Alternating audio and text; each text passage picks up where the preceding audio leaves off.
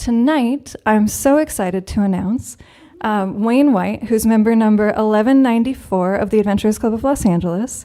He's the president of the Old Antarctic Explorers Association, a member of the Explorers Club of New York, and the author of Cold, 3 Winters in the South Pole, about his work as winter manager at the Amundsen Scott South Pole Station for 3 winters and 4 years. Prior to his time in the Antarctic, he was a Defense Department contractor for over 20 years, specializing in remote assignments. And prior to that, he was involved in expeditions to New Guinea, the Amazon, and Africa. Tonight, Wayne is going to be telling us a very special story. When in July of 1985, Wayne decided he really needed a blowgun and some poison darts. So please welcome up Wayne. Thank you, Phoebe. Thank you. Thank you. Sound check. Can you folks all hear me? You hear me okay? All right, great.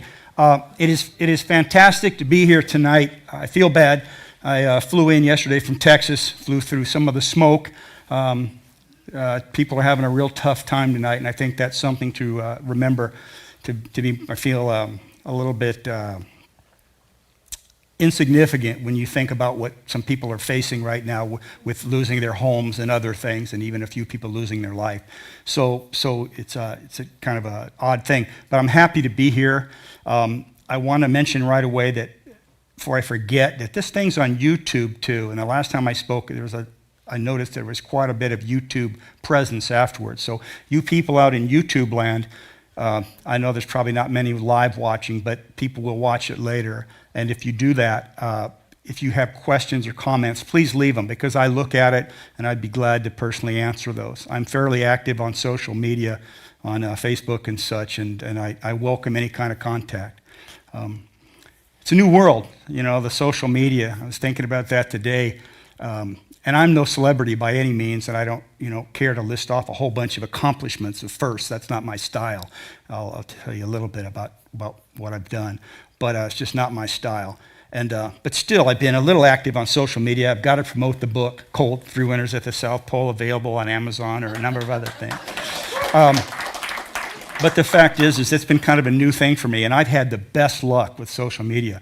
I've met the most interesting people, people that I met online, and then I would meet in other places later, whether it's here or the Explorers Club or something to do with the Antarctic program. And it's been a really great thing, but I was just thinking about it today because, the people have horror stories about social media. And I only had one, and you have 100 good experiences and you have one bad one. I had one that the guy started off kind of as a crazy, and he wanted me to analyze some type of rocks that he had from a lost civilization, and it went on, and I found he'd been in prison for a while, and he had these other issues, and then our communications got worse and worse until one night it got really bad, in which case he said he was going to break into my house, cut off my head, kill me, and then take my hair and turn it into a pillow. Now, he didn't say which order he was going to do those things in. That, I thought, went a little too far, so we're not friends anymore. But several days later, though, I was hoping, but it didn't work out. Anyway, I never heard from him again. I do want to mention, too, something important. Jack Clifford is here tonight. Jack Clifford, as he mentioned, was on my 2017 crew. I was the winter manager at the Amundsen Scott South Pole Station, and Jack is one half of a set of twins. His brother is Ryan Clifford. Now, they're both in the Army, and they were great crew members. I remember one thing that happened with Ryan and Jack. We got a little scruffy out there. People didn't shave, the hair got long. And I remember asking one of the younger crew members, how do you tell those two apart? Because they're identical twins. And then someone said, well, Jack's the guy that looks more homeless. Jack, all right, let's get started. All right, Death in the Amazon, what do you think of that? How's that for a catchy title? Look at that. That first title is one of these old adventure magazines, and that's what I grew up with. This is before the internet. We didn't have the internet, so we had these pulp kind of magazines. And this is when men were men, when they ran through the jungle and were chased by natives shooting blowguns and through their pith helmets, and there were different days. But I had kind of a romantic view of the Amazon. One of our people, our guest tonight, mentioned Percy Fawcett. I know something about that. In fact, I have some pieces from the Diod expedition afterwards. They went looking for him, some things that they collected. But I was interested in the Amazon. I had, but not a lot of knowledge about it. Next, please. Where did I get my information? Well, of course, movies and things, right? Who could forget Charlton Heston, The Naked Jungle, The Ants? I mean, that gave you a lot of good information on what it was like in the Amazon, Brazilian area. But I didn't know a lot about it, but it was something that as a kid, it did intrigue me. And I'll explain how I ended up there. Next. It's all about me tonight, folks. So what I have this up there because of a couple of reasons. One is so you know what's talking to you tonight. And I've been through a lot of things in life. And like I said, I'm not going to list off a bunch of firsts. That wasn't my deal. It was doing what I did, starting as a young Marine on through college. Went to college here. I was, and then a member of organizations. And I spent over 20 years overseas or in remote sites around the world. And then finally that ended up with the South Pole, which I wrote the book about, Cold Through Winters at the, well, I won't do that. Okay. So I've been around quite a bit, and I've got a lot of interesting stories. But next, when this event occurred, that wasn't me. This is what I'd done. I was a USMC veteran. I was actually in a reserve unit, an Army unit in San Diego, an Army Reserve unit. I was attending Cal State Fullerton. It was my senior year, a geography major. I was behind with my college because of my Marine service and also working. I was working at the same time, but I was going to graduate the next year. And all I'd done is a single trek through the Kokoda Trail in New Guinea, which in 1982 was a big deal. It hadn't been done very often. The trail's in terrible shape, but it wasn't much. I didn't have much of a background with this stuff. Just a lot of interest in that one trip. But opportunity knocked. Next slide, please. I was working for a company, and I had to go to a 1-week seminar at Harvard School of Public Health. The company had a fantastic policy that if you flew over 500 miles, you flew with a first-class ticket. Those are the days, And what you could do is trade that ticket in. Now, you couldn't trade it in and get money back, but you could trade it in for a coach ticket and then fly somewhere else. So this is my chance. So I flew from San Diego to Boston, did the 1 week. Then from Boston down to Florida, and then on to Bogota, Colombia, and then on to Leticia, Colombia, which I'll explain, and then back, all for the same price as for coach versus first class. So it's that much difference, with most of you know. But that was an opportunity that I took. The only thing that was odd about it was showing up at Harvard, and I've got a bush knife and a tent and all this stuff in my packing and food and things. But that's what I did. Next. This is kind of a romantic map. Now look at that. But the Amazon basin is an amazing thing. I know we had several people here that said they've been there. And fairly recently, too, which must be interesting, and on those nice ships and doing things, chartering boats and such. That wasn't my trip. I was alone. I didn't know a lot about it other than what I'd read. But I was intrigued by the romance. I did know about Percy Fawcett. I knew about the Spanish conquistadors and the horror stories of crossing from the Andes and all the way to the coast and how terrible it was. But you look at that map shows pretty good, that basin. That's almost 3 million square miles. 3 million square miles of jungle. Much of it people haven't been through, or at least, Western type people haven't been through. The animal life is amazing. The jaguars, the tapirs, the monkeys, the snakes, the insect life, the fish life, the piranhas, and then these uncontacted or contacted tribal groups that lived as they lived, traditional ways. So I didn't have a real firm plan, but just because of the way the air worked out, my plan and where I ended up was next. This is Leticia, Colombia. Leticia, Colombia is a little Amazon port. It's the only little port that Colombia has. You got Peru, it's got a bunch of it. You got Brazil, a massive amount of Amazon River. But Leticia, Colombia was it's just their only real port. Now let me tell you, back then we didn't have the internet, and I remember I had a Lonely Planet guide that actually talked about Leticia, and it wasn't very complimentary. It didn't there were problems there, and I knew it at the time. The country had an insurgency, and of course the big drug war was going on, and it was everywhere, and it was not the best time probably to go, but then, when is the best time?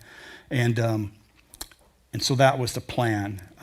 I then explained the flight and all, but I ended up overnighting in Bogota, which really surprised me. What a city that is. People probably been to Bogota, and that's where I first saw emeralds. I'd never seen emeralds before. And I saw also quite a military presence at that time through the streets and things. But then I ended up flying out of Bogota, and I thought it was a straight flight to Leticia, and it stopped in Cali, Colombia. Cali, Colombia was the last place in Colombia that I wanted to be at that time, to spend any time there with the issues that was going on, the various drug issues and such. And then the plane blows a tire on landing. They get us all off, and they tell us Avianca is going to go on strike. And I'm in Cali, Colombia. And so it wasn't good. But then what they did is they fixed the tire, and they decided, the crew, probably because they wanted to go back to Bogota, so they decided to take us on to Leticia. And they took us on to Leticia from there, and then they went on strike. The Avianca went on strike. Next. Now, I keep logs. I've kept logs of the trips that I've done. And for this trip, it was such a nothing thing. I was going to go down there, get a blowgun, look around a little bit, and get out, and then think of something maybe for the future. So I didn't put a lot into it, and even the log I kept was simply just something I wrote in the back of one that I'd used on the Kokoda Trail in New Guinea. It was just kind of a continuation. Few days in, going to be I don't know what it was. It was less than 2 weeks. It was going to be in Colombia. And the plan was to go there, get a blowgun, go out, look around a little bit in the jungle. It wasn't any real detailed plan. But so the log. Well, the log, interestingly enough, I knew even at the time to be careful what I wrote, because I knew someone else could end up looking at that thing. And if I saw things or things occurred, it was best not to have those in there. So it's kind of sterile, except for some things that surprised me, because I read it the other day for the first time in many years. And it surprised me as a young man that I had the thoughts that I had. A couple of things did surprise me. But it's not very detailed, but thank God I have it, because I can't find the photos. I have a couple I'll show you, and I had to dummy some of these things up. But there were also places where I really couldn't take photos, and I think you'll understand with the people I met and such, photos would not have been a very good idea. But I did the log, and it is interesting reading something you wrote so many years before. Next. So that's kind of how Leticia sits. You're there, that little sliver, Colombia. You've got Brazil right next door, and then you've got Peru right on the other side of the river. And that's what I flew into. Remember, this is 1985. Next, this is off the internet, and this is not how it looked. It was much shackier looking. It was a raucous little town. It was wild little shacks everywhere, and it was one of the most unfriendly greetings I ever had at an airport. I getting off at the airport, I couldn't get a ride into town. It's only about a mile away, so I ended up with a backpack on, but they were not very thrilled that I was there. And some people asked why I was there, and I end up with this backpack, looking the spectacle I didn't really want to look, walking from the airport to the hotel that I checked in at. Not very friendly at all. The most unfriendly place was Iraq, though. I flew commercially there once. That wasn't very friendly either. But this place, it just had a bad feel from the airport on. Anyway, next. This is important. This is Mike Zelikis. He's a Greek American. Has anybody heard of him? Jungle Mike? See, you wouldn't. Jungle Mike was an iconic character. He should be up there with Marlon Perkins and Jim Fowler and all that because of his life. He's got this incredible background. He was like the youngest Eagle Scout he was from Tarpon Springs, Florida. He was the son of Greek immigrants. They were, he was first generation, but Greek immigrants who were poor and did sponge diving, if you can believe that. That's what his father did. He was a sponge diver. But he excelled in school. he was interested in science, and he was interested in animals. And as a young kid, he got involved in the Boy Scouts and did this thing with the Eagle Scouts, and he started collecting animals for people and out in the Everglades and all this stuff. He was a real character. Joined the Army. Just like you could go on and on. You need to look him up, and it's Tsalicickis. Easy to find, but the T is silent, from what I understand. Salicus. He actually started Leticia. He was responsible for the founding of the little town by going there and collecting animals. He collected animals for the Tarpon Zoo, and he started kind of an import-export business. He brought things into the Amazon area, and he was there from the 1950s. So I'm talking, this guy had been there forever. He was the real deal. He wasn't even the Jim Fowler. He actually did a thing, I guess, with Jim Fowler and Marlin Perkins. Notice him with the anaconda. I think Jim Fowler liked to do that too. Marlin would be in the boat, and he'd say, "Jim, hold on," while the pythons or the anaconda. Well, I think Mike actually started that. Jungle Mike was the first one to do the thing with the anacondas, and he was there very early on in the 1950s. But he was a force, and if you went into town, I ended up looking around a little bit, but he was Leticia. He brought a hospital, a school. There was a zoo down there. He truly was kind of put the place on the map with his business and the good things that he did for the people. Interesting fellow. Next. So this is the Hotel Parador Tacuna. Now this hotel he built, and when it was initially built, which I don't know when, because he was there from the 50s on, it was a real spectacle. It had 19 rooms, it had air conditioning, it had a pool, it had a bar that overlooked the Amazon. By the time I was there, it was getting a little more run down, but still, it was the Parador Tacuna. He owned that, and he owned another one in town there, and I wanted to stay there because of him. And so I checked in and got to look around the town. And the town, it wasn't super friendly. Then there was just characters that you wouldn't believe. They were right out of movies. People saying they were collecting tropical fish, which I know they had that kind of thing, but I don't think some of these people were collecting tropical fish. And some of the people I watched, they treated the hotel staff badly, and they just ill-mannered. Some of these people were kind of ill-mannered. But nonetheless, I got to look around the town a little bit, and I understand now, I've seen pictures now on the internet of it, and it's fairly developed. There's all kinds of roads and things, and new hotels, and it's quite a spot. It's got a great spot on the Amazon. But back then, it was rough. You'd hear gunfire at night. I'd heard it was from they were hunting the caiman, out in the river and estuaries and things. But in a place like that, it could have been anything, and you didn't think anything of the gunfire at night. It's just how it was. It was the Wild West. Next. This isn't my photo, but this is a photo of the jaguar, which I saw at the zoo they had there.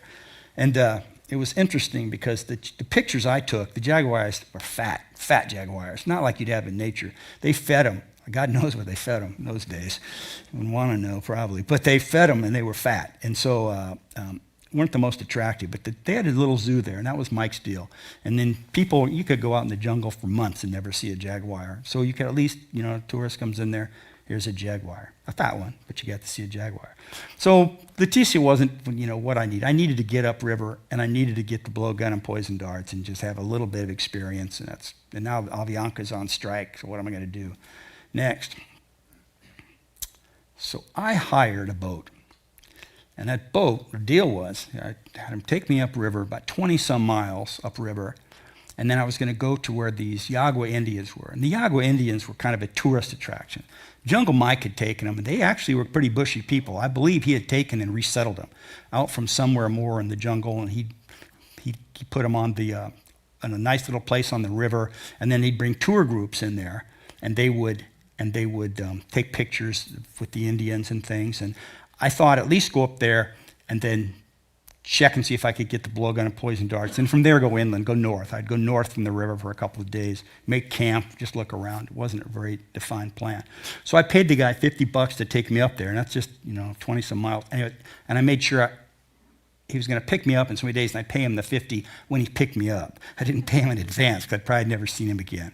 So that was a deal, and I was going to be out for a few days, be upriver, and he knew where to pick me up. Next. So he drops me off, and look at that. Look at those traditional people. Look at that, and they're happy too. One's waving, they have a monkey, the little kids have some little marmoset thing or some little squirrel.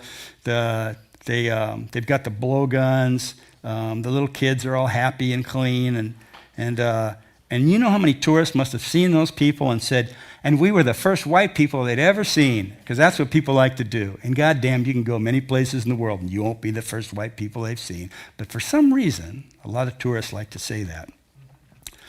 But that's not what I saw. When I showed up, they came running out of their huts and they were wearing grubby clothes, shorts, tattered T-shirts, regular clothes that you'd see, Western clothes in various states of disarray. And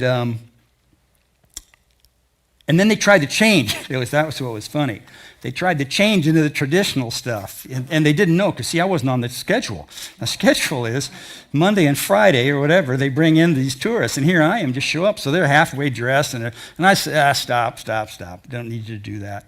And stopped them from doing any more. And it was very confusing for them to see me there. And I explained what I wanted, and I explained that I wanted a blowgun and poison darts, and some other things, which I'll show you, and then I wanted to go inland. Next slide, please. Now, here's the thing. These people might have been kind of fake, and they'd dress up, but they were traditional bushy people. They really were. And Mike got some criticism for this, making this kind of Disneyland spectacle there on the Amazon. But at the same time, those people had food, and they had medical care, and they lived,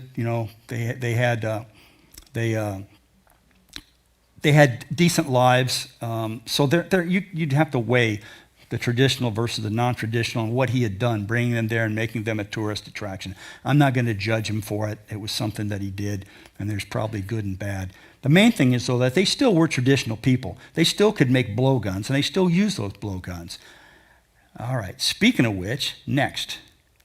This is the blowgun I got. Now, I didn't really get this one until I came back into the village, because I might have I'm not sure if I carried it out in the jungle with me or not, but the point is I want to explain the blowgun, because there's one on the wall. That top one looks over there on the other side of the bear. That is a Yagua type blowgun, and the other two are from different areas.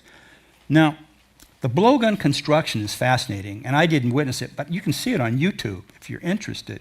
I saw recently a couple of good programs. It's not just a hollowed out stick or anything, or a thing that's hollow. They actually take two pieces. I don't remember how they cut it and stuff, but it's actually two pieces, and they take each piece and they actually use like sand and like grit, and they sand them. They want that bore to be very, very smooth. So it takes them some time. These two pieces, they painstakingly sand both sides. Then they put it together. They put some kind of sap around it. They do some windings, and they put the two pieces together. Then they have to put the part you blow in, and that's a blowgun. So if you're really interested, check on YouTube. There's some really great videos on how they make them. They do.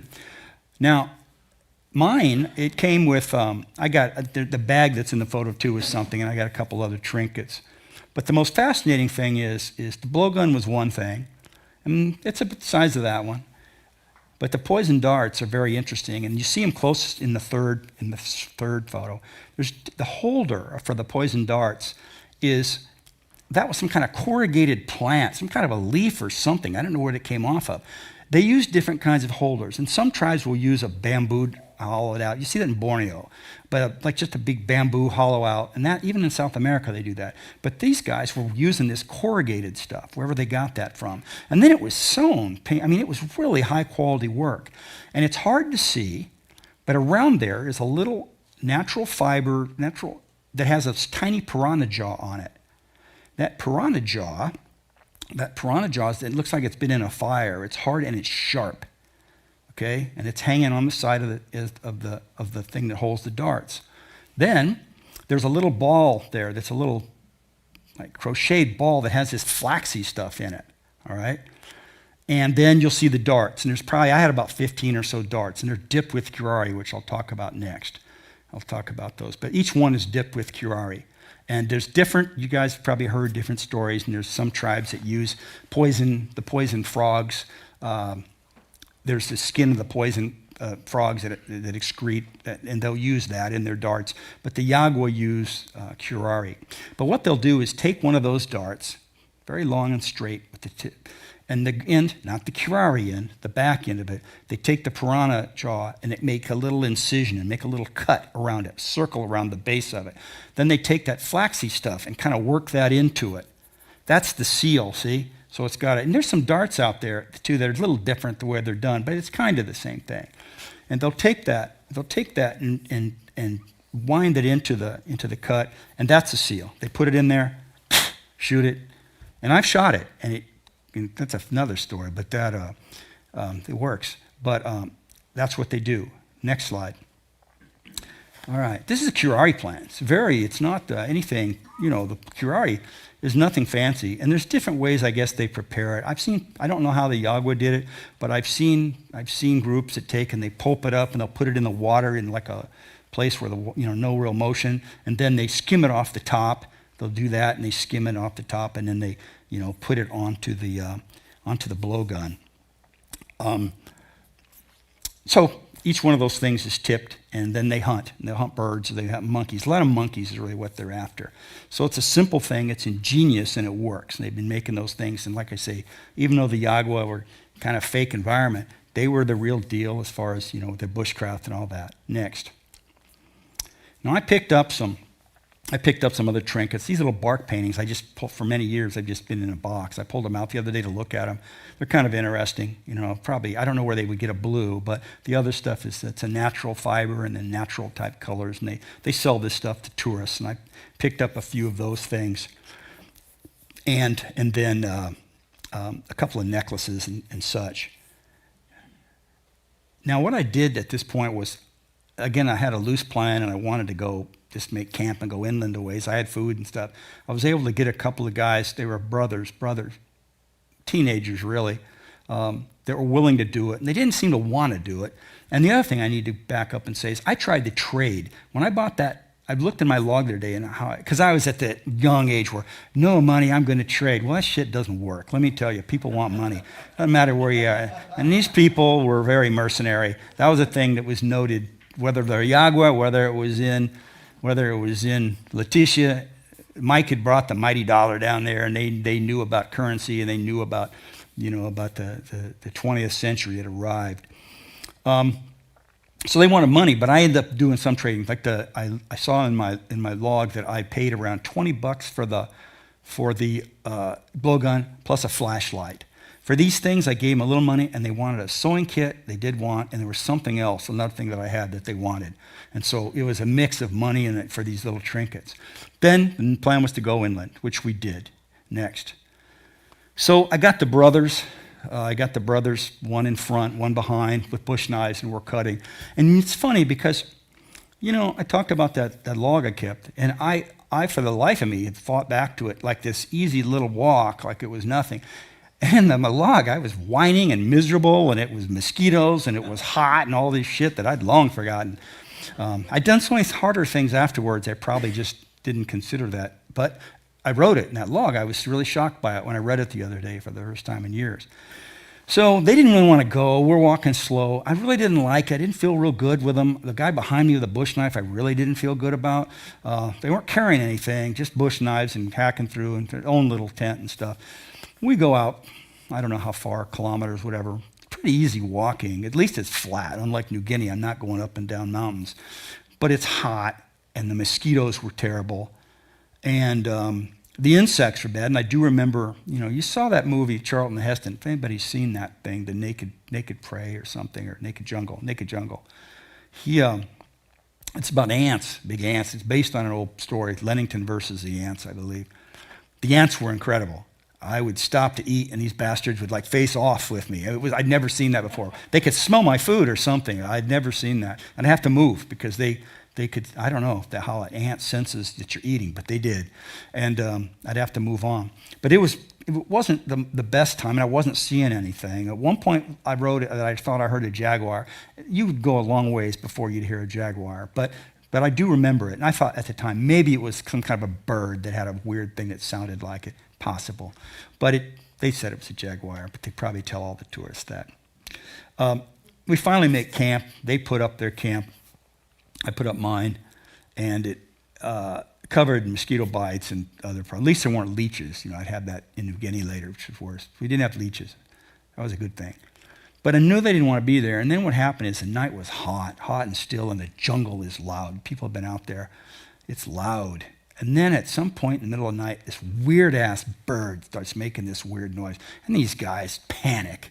I can hear them in the tent. And they told me earlier about dangerous Indians, that they were dangerous. They weren't dangerous Indians, but the other ones were. Well, you'll hear that a lot with tribal groups. Over there, there's the bad ones. They're on the other side of that mountain. So they're dangerous Indians, supposedly. And here they were, and that bird sounded, and they're coming. Well, they could be right, too. You got to, yeah. I don't know. What the hell do I know about it? But it was a mess, and I had my knife, and we're doing stuff, and it was not fun thinking we'd be under some kind of attack. It didn't happen, and I thought they were shamming, but I wasn't 100% sure. Well, the next day, they didn't want to go any farther. They said, no, the Indians, it's going to be a problem. Now they know we're here, it's going to be a problem. So ended up walking back to, back to their village. Now I'm in their village. I got the blowgun and poison darts. I got what came for. Not much to do except get eaten by mosquitoes inland with people that don't want to go. And I'm talking to these folks, figuring, how in the hell am I going to get out of this place? And then they say, they'll take me in a boat to an island in the Amazon, and then I can just catch a ride. Well, they want to get rid of me, really, what they wanted to do. So I'd forgotten some of it, but I read in my log later what happened. We were in a small canoe, little dugout. We went through these calm waters, and then I went to a big canoe. We transferred into a big canoe, myself and a couple of paddlers. And then with my pack and all that, we were out in the open Amazon. But let me tell you, I've been in dugouts, and I never really liked it that much. They're not the most stable. In New Guinea, they stand up. These guys sat down. But that Amazon, if you've been in the Amazon, you've been in a boat. Well, that's a boat. That's different. But this is 1,800 miles upriver, and this thing's still raging, and it's wide, and it's this brown, muddy, turbulent water. And I'm in this dugout that's pretty loaded with me and my gear and all this stuff in there, and it's riding kind of low. And if we tip over, it's not going to be a good thing. And they're heading for this island. It seems like it's forever before we get there. That's Monkey Island. Monkey Island. Next slide, please. Next, please. So I end up on Monkey Island. Just dropped off. There's no boats going by. There's nothing. They got rid of me. They knew I wasn't coming back. That's the thing. Once you're on that island, they wave goodbye. They wanted money, too, from taking me over to the island. They wanted some money. I remember I wrote about that. So I'm on this island. I pull up on shore. Nothing. There's nothing. But I decide I'll just make camp. So I walk around quite a bit. I don't really see much. I make camp, put my tent up. And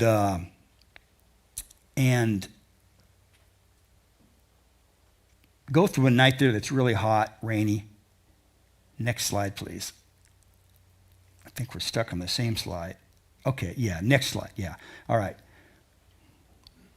So, oh wait, we're a little bit out of sync, so I'll see, because that's one of the end slides there. Oh well. All right, we'll see where this goes. A little out of sync, but we'll figure this out. I make camp, and that's not my camp. My camp was a camp that was in New Guinea. It was in New Guinea, but I didn't take a photo of it, or I can't find the photo that was taken on Monkey Island. But I spent the night there in the tent, and then the next day, and this is where it wouldn't matter if I had the camera or not. The next day, I get up, pack up the tent, and I hear pounding on the other side. This island's big. I meant to tell you how many acres it is, but it's big. It's not some little island. I couldn't see the other side, and it's all covered in dense trees, and monkeys are screaming everywhere, and there's birds. It's quite alive. And I pick up my tent, wrap it up, and I head toward the sound of this pounding. And when I get to this certain place, they're building a wooden structure. There's a bunch of workmen building it. And this guy comes up to me who's an American, and he's not happy at all. And he says, "Who are you? What are you doing here? And what have you seen?" And the "what have you seen" thing was the part that I didn't like the most of what he was saying. And I, basically said, I'm a dumb shit. I got a blowgun and poison darts. And he wasn't very happy. And then we kind of went through a little bit of interrogation, because what I saw was interesting was there was Americans the workers were like one group. They were different. They were local guys that were working. And they were him. He had nice clothes on and gold chains and stuff. And he had a hot Brazilian girl wearing this micro miniskirt, just with it's a little thing, a tiny little thing. But didn't look like jungle enthusiasts, at all. And very interested in what I'd seen, where I was. And so I talked to him. Next slide. And now I'm out of order, but that's okay. Next, I just go to the one with the monkey, because this is important. All right. God damn. Okay, so here's what happens. Things are not good at first, not good. And then I told him what I'd seen. I'd been with the Yagua Indians. I'd been walking around. I didn't see anything. And I explained who I was, where I lived, just a guy looking for a blowgun. And that sounds kind of, well, anyway. So, Jesus Christ. Anyway, after a while, so I'm talking to him, and he understood what I was doing. Because, look, I knew what I looked like, there in the jungle and walking around in short hair and American, and so could have been looking for things that, I wasn't. I knew from the start what was going on in this place, and I knew to stay out of any kind of shit, at least, that stuff I'm going to write about or talk about or do anything like that. And I knew that what was going on there at the time. And then meeting this guy, the way he was dressed and his interest in where I'd been and what I'd seen and all that was not good. But after a while, I think he figured out I was on the level. I wasn't, some DEA person or CIA person or anything like that. It was just a dumb shit that wanted a blowgun and poison darts. And it became friendlier. And at some point, we're sitting there, and I think they even brought out some food, him and the hot Brazilian girl, and we were actually having a good conversation. And they had a little monkey, and that's the monkey. That is, the monkeys are squirrel monkeys. They're all over, not millions. There's different estimates on the count of the monkeys on Monkey Island. But Mike had been shipping them back to the U.S., and they're using them for, he got in some shit over that, experimentation, stuff like that. He did a lot of stuff. But this was Mike's deal. This is Mike Zickelis's place, and this guy was Mike's guy there. And so, like I said, it got friendlier. And we're talking and friendlier, and I'm sitting in a chair just like this. And I'll never forget. I look down, and god damn, that monkey has my poison darts. Now, the poison darts are on my blowgun, and there's a string that hangs that it could hang around their neck and stuff, but it's kind of tied. And that goddamn monkey was holding the dart. He's holding them up, and so he's like this close. So I see him. It's like, god damn, I don't remember what I said. Monkey, I don't know. I don't speak monkey, so I didn't know what I said to him. But whatever I said to him, he wasn't giving him or dropping him, so I got up, and he ran. Next thing, I'm chasing this fucking monkey. And he's got those poison darts, and the problem is this. One poison dart, I got to mention, too, go back a little bit. He is a beloved little camp pet. He climbed all over him. His name was Paco or something. I was rubbing his head, playing with him. They loved him like a little son. He was a beloved little animal. He mattered to these people, and I really enjoyed him, too, up until that point. So let me tell you, I'm chasing this monkey. If you ever chase a monkey, the bastards are fast, and they swerve. And he was swerving. Thank God he didn't go arboreal, meaning he didn't go into the trees. If he'd have gone into the trees, it would have been a real problem. But here's the deal. Those poison darts are only held in that container by gravity. They'll come right out. You lift them out. And I'm thinking, it's going through my mind fast. If he gets those darts out and sticks himself, one will kill him. There's 15. Oh, horror of horrors, I just killed the little camp pet. Or he comes back and sticks the American with all of them, or God forbid, he sticks the hot Brazilian girl. My welcome is worn out. So I had a real reason to get this monkey, get the darts from the monkey. I run him down to the river. He stays on the path, and he jumps on a boat. He's probably been on boats before. But he dropped the poison darts, the container on the dock, and they were still there, still in the container. God damn, I'm never so happy to get poison darts back from a fucking monkey. Well, never did that. That didn't happen. Watch once. That didn't happen. One time. But I did have monkey experiences later. There's people here who have. Monkeys are smart. They can screw you up, because they're smart.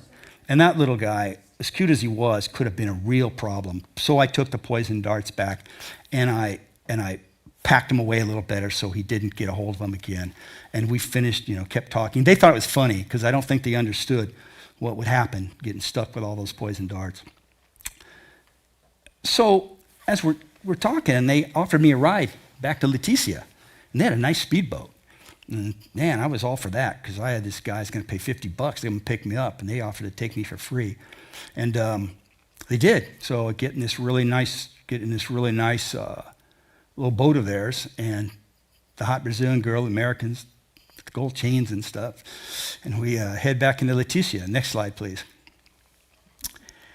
And I'm back in Leticia. Okay, here the story gets a little unusual. What happens at this point is unusual. So Avianca's on strike. What am I going to do? Now, I've already talked to him about going into Brazil, and the guy and his girlfriend knew where it would be a good place for me to hike across the border and do what I would do in Brazil for a few days. But Avianca's on strike. How am I ever going to get out of this place? So I walked through the town to just check. The Avianca office is open. There's a woman sitting in there. So it's like, holy shit, I got my poison dart, I got my stuff. These people don't really want me here. I get out of this place as fast as I can. I go in there. She speaks no English. My Spanish is terrible. And I tell her, next plane, please. I'm ready. I got my stuff. And Avianca. And I know there's an aircraft coming, so I don't get it. I don't understand her. She said about an aircraft. I'm saying Avianca. Says no, Avianca, and I don't know. Finally, I just get kind of frustrated with it, and I think, maybe later in the week, I had something for that. And I ended up just leaving the office and just left it at that and thought, now I'll just hike over into Brazil. So it didn't work out. I didn't understand what had happened. Next slide, please. Now, this is not my slide, and it's actually in 1989, but it shows you more. That's Tabatinga, Brazil in like 89, 85. That's more like what Leticia looked like back then, too. It was just this rough little bunch of shacks and things. Tabatinga, Brazil. That is, I don't know, has anybody been there? Been to that area? Okay. Then you just walk across the frontier and you're in Brazil. There wasn't any checkpoints or nothing like that. You just went. You were across the frontier, and there was a sign that said Brazil, and the first thing you noticed was that they spoke Portuguese. And the signs, if there was a sign or something, it was in Portuguese, which, one minute you're saying Buenos Dias, the next thing it's Ben Dias, something like that. But they're Portuguese all the way to the border. Rough little town, and my plan was just to get out, and I'd been told that the roads would just turn into a trail after a while. Now they're probably paved all the way, God knows, but they weren't then. And so, next slide. I walked along a road and got to see the slash and burn. That was a big deal back then. They were moving all these settlers out from the big cities in Brazil, and Rio and places, and giving them plots of land, and they would farm it, and that would alleviate some population in the cities and all. But you've probably heard about the slash and burn and what it did. And it ruins the soil if you don't plant the right crops and things. And there was a lot of deforestation. And I saw that. They were burning, and it was burning, slashing, and going full bore to put farmland out there in soil that's not really so good for farmland. But I followed the road until it turned into a trail. At the end, I came across a little farm, a little shack house and two brothers, which is where I really feel bad that I don't have a picture, because that was kind of quite a time I spent with the two brothers. They were settlers, and they were from one of the big cities, and I had their names just written down, and I've forgotten them, but they're living so simple out in the middle of nowhere, these two brothers from the big city. And they would, at night, it'd get dark, and they would sing songs and play music, and they had such a simple existence, but I admired them so much. And although they didn't speak English and I didn't speak Portuguese, we were able to communicate and share some food and things. And it was interesting to see, and I just admired these two brothers for what they were doing out there in the middle of the jungle. Their little plot must have been better than where they had come from in the city. So, next. So I presented them with the thing I had that at the time was the best thing I thought I could give them. It was my knife. And that was a jungle, that's a white hunter made by Puma. I bought it in the Marines when I was in the Marines in about 1975 or so. So I'd had it for a number of years. Nice knife, made in Germany, stag handle, expensive at the time. You know, it was an expensive knife at the time. And I thought that would be something that could last and something I could give them that would be good versus, you know, a couple of bucks or something. So I gave them that knife. And also because I could see by that time after that trip and then after being in New Guinea and things with background that I had, I needed maybe go a little bit different than that. This is kind of more like a skinning type knife, and it's a nice knife. And that particular knife that I'm showing the picture is my knife now. I bought it. I found it looking and looking and looking. Brand new in a box, and it's 50 years old. Still got the serial number, but someone kept the box, packed it away, probably died or something, and so I have that knife. I don't know why I needed to own it again, but it's just part of me just to get that thing back that I had prior to giving it to the two Brazilian brothers, and I hope they were able to use it. But I'm going to go a little off course now, but I'm going to show you some things because I learned some things from these trips, and I was relatively new with just the junk in New Guinea and then this trip. I decided to change the knife, so I went with a different series, the different types later. Next, that upper corner was called a Bushmaster. I forgot who made that. It's got a kydex sheath. I used that on the next trip, I think, to New Guinea. I ended up giving it to a chief, a tribal chief there. I attended a funeral for one of the people, which it was an interesting funeral. What they do is burn the people and such. It's very interesting. So I gave that knife away. It was a nice knife. Up in the corner, the right-hand corner, that's a Rex Applegate and a guy named Fairbairn in the Second World War were in the OSS, and that is a combat smatchet. It's a new remake of the combat smatchet. I had one, but I had mine taking the plastic handles off, and I put wood handles on it. And so, and then I actually was in contact with Colonel Applegate when he was alive, and I'll talk about that later. And the last knife there was made by Al Marr. It was called a Pathfinder. And I ended up later on another trip breaking the blade in half on that one. And they sent me another one after the fact, but I just gave that one away. I don't want a knife that breaks in half. But that's a nice knife, very expensive knife. So I decided to go with custom knives, have my own made that were more to my specifications. Next slide, please. And these were the custom knives. Ah, damn. I don't know why I look like a maniac in every photo. Well, I do know, actually. I do know. But that shows the size of the knives anyway, the two custom knives I had made. Next slide, please. Can I show them close? Get off me there. God damn. So these knives were made by Jeff Morgan. Jeff Morgan lives in Santee. He's a knife maker and a friend of mine, a dear friend of mine, Bob Wallace from San Diego, and I kind of got together and did some design work. And the top one is based on that combat smatchet, but it's a little bigger. I wanted it bigger. See, I live in Texas now, you know, you want stuff bigger. But I made it there to my specifications. And the top one is an extended combat smatchet, super smatchet, with a nice sheath. And notice the strap that I used, because I carried it across. Because I had a problem once climbing on a cliff in New Guinea where the knife on my belt was on the cliff and it was kind of pushing me away. I couldn't get around because of the being on my belt. So I started wearing it on a loop, and I think there's people, the South Americans do that with machetes and things. They carry a belt thing. So I started doing that. That was the super smatchet.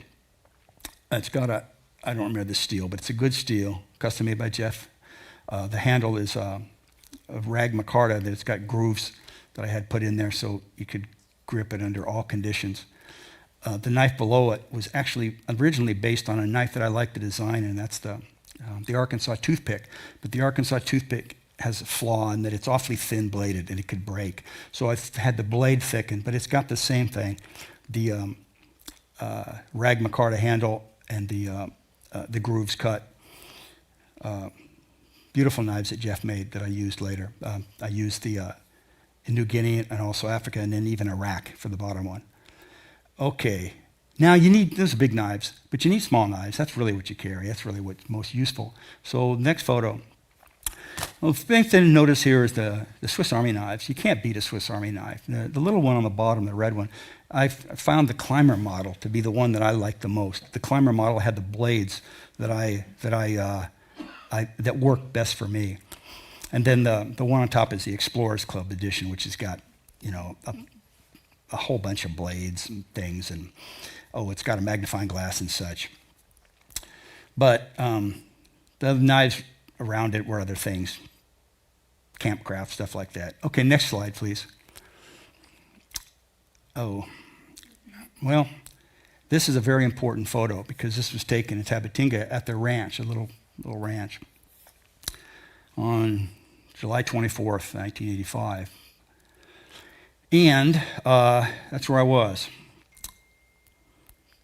Next slide. This is a DC-6.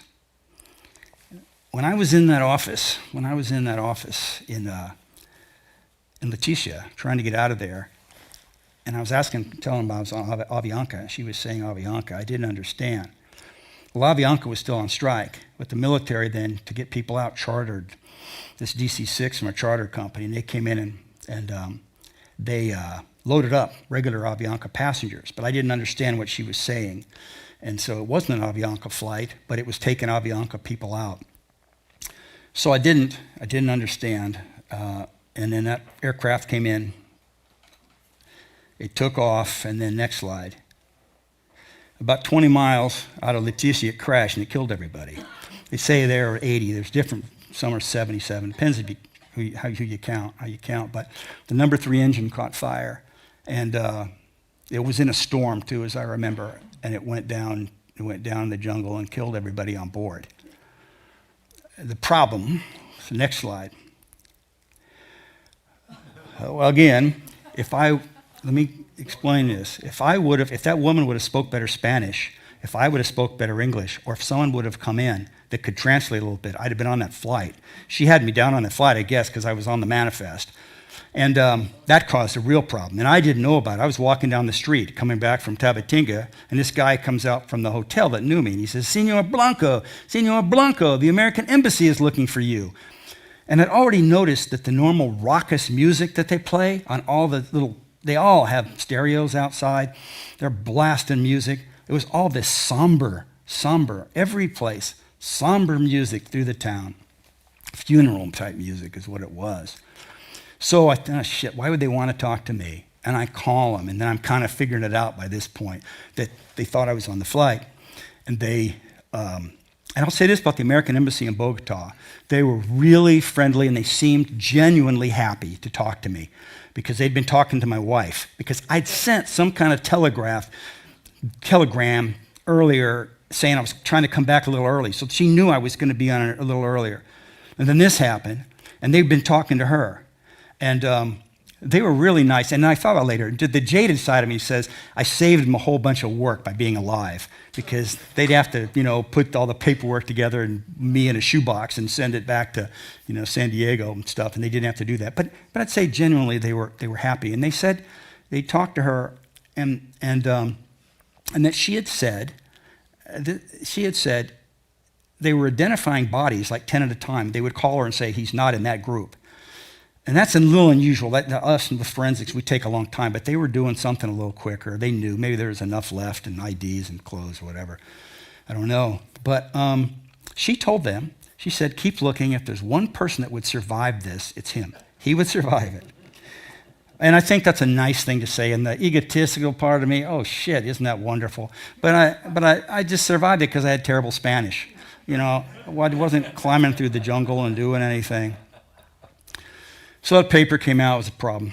But I tell you what, Avianca came off strike that day, and I was on the next plane out. Now, we'll stay on this slide a little bit. That's my flight, my out of to Bogota from on Avianca, 8 Alpha. Now the reason I had 8 Alpha because I needed a window, because I was going to take my blowgun on the plane. I did. From Leticia to Bogota, I had the blowgun on the side window and then into the back rows. And I talked to the people if they were okay with it, and they were okay with it. Same thing, all the way from Bogota to Florida. I had the blowgun on an international flight in the aircraft. I didn't have the darts, they were down below, but I had the blowgun. Then when I got to Miami, I tried to get on a flight, they knew what it was. That was the end of that. But here's the thing I found out about that. This ever happens to you, and hope it never would.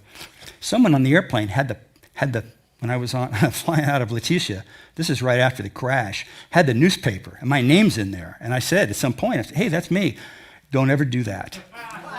It really scared people, and I felt bad about it. The blowgun, going back a couple rows, didn't seem to be a big deal, but nobody wants to ride with a dead person, you know. And I actually got called that. A guy wrote me later and said, remember, you were the dead man of Leticia. Well, that's a nice title to have. That was what they called me. They have as an interview, which I don't even remember. But anyway, got all the way to Miami, and then they took the blowgun and they packed it, and they wouldn't let me take it. I told them it was a walking stick, but they'd seen it or something. They knew. So it got home. I had a little bit of a damage. But here's the deal, folks. So that kind of ends the trip, but it doesn't end the trip, because what I thought was going on was going on. Next slide, please. You can kind of read this. A couple years after I left, Mike was arrested. Jungle Mike was arrested for what was the largest cocaine bust in U.S. history, I think, at that time. Bringing in cocaine inside lumber that he was shipping back to his place in Tarpon Springs. Mike denied that he was involved in such a thing. He never admitted it. He said he didn't do it. The prosecutor wanted a life sentence to start. I mean, that's a lot of, and that's one shipment. Who knows how many they brought in? But they had some. I read some of the transcripts and read some of the stuff. They had some damning evidence of Mike guiding the boards in and then separating the boards. Some were different than other ones that were hollowed out, and he was there. And they actually had a mathematician that was a witness that said for him to randomly pick every one that had the cocaine in it, which is in one pile that he was video doing, would have been like flying to the moon. And with some astronaut, you couldn't do it. Anyway, 702 pieces, and then the other. Anyway, point is that he was sentenced to 27 years in a federal prison, and he ended up doing a lot of that time. Now, folks, there's a thing on the bottom about the Cali cartel, which I didn't surprise me at all. This guy was a legend. He was a legendary person. And starting off as a kid with the things that he did, and then ending up in a federal prison totally, losing everything like he did. I mean, what a fall. I mean, criminals sometimes are criminals. They start off with criminality, so it's not much of a fall when you get your 27 years in a federal prison. But here's a guy that was an iconic character, and somehow he got pulled into this stuff. Somehow, he tried to claim later that he was more like a mule. He didn't really know, but it was just too impossible. I'm not going to judge him. He was quite a guy, and he ended up, it was a big deal, and it was something that was going on, when I was there, and nothing that really surprised me. Now, my plan is I wanted to meet Jungle Mike after all that, because I didn't meet him. I met his associates, but I didn't meet him. And they were quite kind to me, considering the situation. And I was in my first South Pole winter. I don't remember to see the time. And I thought about, was there a way to get to see this guy? Because he'd been released from prison after nearly 20 years in a federal prison. He was released. Goes back to Tarpon Springs. He's an old man, 80-some years old. Next slide. And then this happens. Mike dies. So I never got to see him. And what I'd say about Jungle Mike, he was a hell of a guy. And we can sit in judgment of him, what he did, what the prosecutors claimed that he did. But this guy in his life was an extraordinary human being who took quite a fall. And it was amazing, really, the life that he led. And for him to end up as he did was quite a shocking experience, but something that I suspected would happen. And I'm sad that I didn't get to meet him. Next slide. Because Mike lost everything. Mike lost everything in the time, after the drug bust and all that. He lost everything that he had. They took his house, they took his stuff, they took his money, he had no hotel. The Parador Tacuna, he'd started persona non grata. He couldn't travel anymore. It's all gone. It's all gone. And I felt bad, because I had some of his property. I had a piece of his property that I took by accident all those years ago. And I wanted to return it to him. I wanted to go meet him and give it back to him. I thought it was, after losing a hotel, losing what he had lost, that maybe this small thing that I'd inadvertently taken, he'd appreciate. But he died, and I never got the chance to do it. And what I had was, next slide, I had my room key from the Parador Tacuna. the room key, which I forgot to turn in because I was leaving in kind of a hurry. That's it. Habitation 1, Parador Tacuna, Amazonas, Colombia. So there's a lesson to be learned here. A lesson to be learned. If you get a chance to do something like that, do it. You know, I wish I would have. I'd love to have met the guy and given him his room key back. At least he could have had that bit of, you know.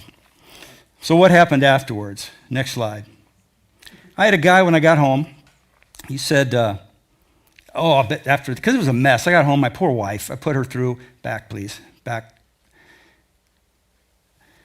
I put her through hell, you know, basically identifying bodies and all that. And I had a friend of mine who said, well, I bet this took some of this wind out of your sails. And I said, bullshit, it didn't at all. You know, I survived this thing. It's a terrible tragedy, but I'd be back and I'd do something else. A year later, that photo's taken in Enga province in New Guinea, and I was on my way to Aksatman, over the mountains and down into Aksatman, which I didn't make because the Strickland River was flooding, but that was 1 year later. And then I was on to 4 more trips to the Irian Jaya side, which were much harder. And I'll be doing some of those presentations. I think you'll enjoy those because there's some world-class stuff in there. But last slide. I'm almost done. This is it. Last slide. So here we go. The blowgun and poison darts live on. One day, I'm at the South Pole, and I get a email from my lovely wife, Melissa, and she says, she has a photo, and she says, look what happened. And I look and I see these windows, the little shades are all broken, and I know Tina. See, I know those cats. Tina did it, because she did it once, got her head stuck in the window when I was there, and I, by my reaction, made it a lot worse. Try to get a cat out of a window, it's not easy. It's like chasing a monkey.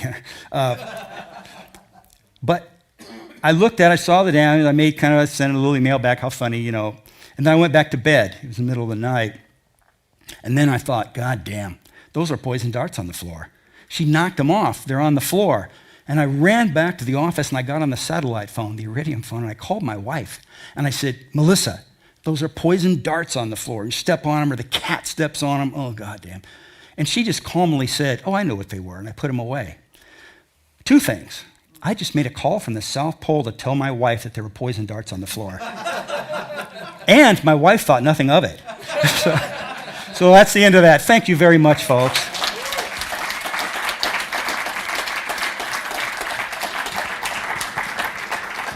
And one last thing just to say for you people out in YouTube land, any questions, comments, whatever, any good comments are appreciated, and just don't comment if you don't like it. But nonetheless, if you have questions, I'd be glad to, are we on fire?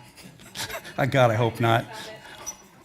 But I'd be glad I will answer comments. So YouTube. All right. Wayne, thank you. We're going to take some questions from the audience at this point. So if you have a question, we'll start down here. What does your wife say when you say, I'm going to go get a blowgun? I got to enunciate very clearly. You never know. It could be misconstrued for something else, you know? I mean, people being people. Yes, sir. What was driving you to get a blowgun to begin with? Just the romance of it. You know, I'd seen the old movies and it's just an exotic weapon that I was kind of interested in. So I wanted one for my collection. Yes, sir. Was the curare a special thing that you had to put together, or you just dip it in the berry? Well, I didn't do it. I mean, it was done, but they had taken the leaves, they'd crushed them up, probably put them in the river, and then they make a little slurry, and then they put them on each one of the darts. Now, it's good to know, that's a good question, because each one of those darts will kill a monkey, right? I think I'd mentioned that. Each one will drop a monkey out of a tree. There's like 15 in there. So they're lethal. Now, I've had it many, many years. The curare is probably maybe inert, maybe it's worse. I don't know what curare does over time. But it's an interesting drug, and it's used in medical things, too. It's been used for medical procedures. Yes, sir. So my question is, you have spent a lifetime traveling, pushing the limits, going to places that most people don't even know exist. What is the lesson that you've taken away from all that? Walk softly, carry a big stick. Actually, that sums it up. But let me tell you something. Kindness goes a long ways. What I found in life is that my personal view is to always be ready for the worst. And I'm ready for the worst. But kindness and treating people well, to me, is people can feel it. When I'm like, I was in a Lyft, like Uber and Lyft, I always talk to the drivers. I like to meet them. I like to, especially one-on-one. I'm not with a group thing. I'm not as comfortable, and I'll be glad to leave here tonight. I really will, because I'm alone. I'm alone so much. My life has been very, very solo. But I do enjoy people. I respect people. I think we're the goddamn best thing on this planet. I mean, we love the whales. They blow bubbles and swim around and make cool songs. But we are something magnificent, and of course, we can be awful also. But I am a big believer in the humanity and what we can do, and I think that I like to put off a vibe that people don't want to fuck with, and I think I've done that to where I haven't had many problems. And at the same time, though, I do enjoy people, and I want to get to know people, and I want to treat people right. Okay. To follow up with some wisdom of one of our club members, Jimmy Stewart, not the actor, but Jimmy Stewart, the American Indian activist, used to say that what kept him safe in jail and other places he'd been is being able to make a joke. And if you can make people laugh, you can get out of almost any situation. But my question is, with Curare and the monkey, can you eat the monkey once you shoot it with the poison dart? They do, so it doesn't. I don't know if it goes through the their system and where there's a problem, because they do. Though maybe they wait a while. I don't really know, because I didn't eat any monkeys. But that's a good question, because it is a poison. It's a toxin. Yeah, Ken. Two related questions. With your logs that you take, like, what is the format of those? Is it just a journal, or is there any other formatting? And next question is, when's your next book? Yeah, thanks for asking that. The log started off pretty primitive. It was simply, this is the date, today I walked here and there. But I noticed as I started doing more and more of these trips, it got to where maybe I'd make a little drawing. Actually, some of my old ones, I had pieces of plants inside them, which probably not supposed to do that, bring stuff back. Oh, hell, I was bringing shit worse than that back. So, taking stuff too. But where the hell, that threw me. But so they got a little more, but they're more of a journal. They're more just a journal. I talk about distances and times and stuff. And that's what I say about this particular one. I had to kind of be careful, because someone else could be reading it. If I got I knew that. I wasn't naive to what was going on around me. And I needed to not write, I saw this over here. Let's say I did. I couldn't do that. What was the other one? Did I cover that? Next book. Oh, yeah. Okay, Cole, if you're in South Pole, available. I have a book that I wrote prior to this that I'm trying to get out, that had to do with my life for 20 years overseas and what I did in these remote sites around the world. And I'm kind of been working with my lovely agent, Lisa. We need to do it. We'll see. But I need to do I've been talking about it for some time. I've been kind of hooked up with some other things recently. I'm the president of Old Antarctic Explorers Association, and I am a consultant for Polar Science Alliance. Put a plug out for Polar Science Alliance. Look them up online. We're going after the big ASC, Antarctic Support Contract. It's a 20-plus year contract, and I'm assisting with that. So I need to get the book, but I've got this stuff going with the Antarctic thing. But I've got a couple. One book's written. It just need to maybe make some modifications to it. And then this would be a hell of a book if you really knew how to write a book, and I don't. I can write a little memoir kind of thing, but you'd have to research Mike. Somebody could do a hell of a job with this. And in my part in it's small, but he's such a fascinating story. That's what's happening. Thanks for asking, Ken. Wayne, thank you very much for a great presentation of the Adventures Club tonight. Thank you. Thank you all. I appreciate you all. Okay. Stay up here 1 second.